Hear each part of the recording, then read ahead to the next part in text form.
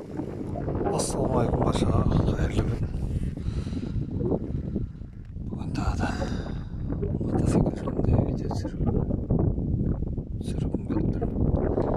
Bunda hiç yapmayayım.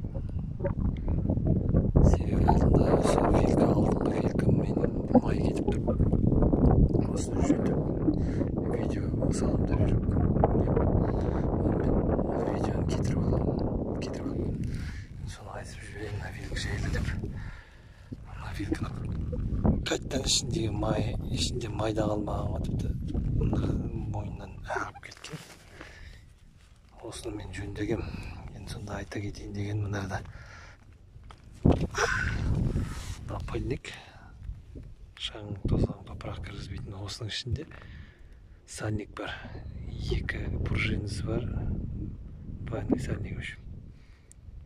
Соның пружинасын қысқартып салып, ішіне не май құйғанын білмей, біреулер өзінің майын құйғанын жақсы дейді, біреулер қойға май құйды жақсы дейді. Сөйтіп тат-17 құйдым. Оғанда уже бір аптадай болып қалды. Жүргеніме жақсы екен. Енді ойымнан шықты, көңілімнен шықты. Амортизатор жақсы жасап тұрып істейді дегенде сондай. Осының астында шестигранный бар, соны ағытып жіберіп, мына белгісін алып бір-бірлеп шығарып алып жасалсаңыздар болады. Ондай қиын ештеңе жоқ. Ішінде поршыны болады. Мына астынан бекітіледі үшін бәрі. Соны ашып, мына ішіндегі сальнигін алып, сальнигін мойнынан екі пружинді бір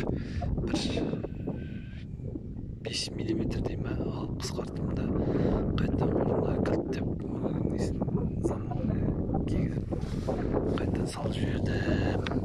Екі жағында содан 300 грамдай май құйдым. Тат-17 бір жағына 300, екінші жағына тағы 300. Солай жүрмін. Енді қазір жақсы тағып тұрған жоқ. Ешқандай іштегі екі жағын қарап жүрейін.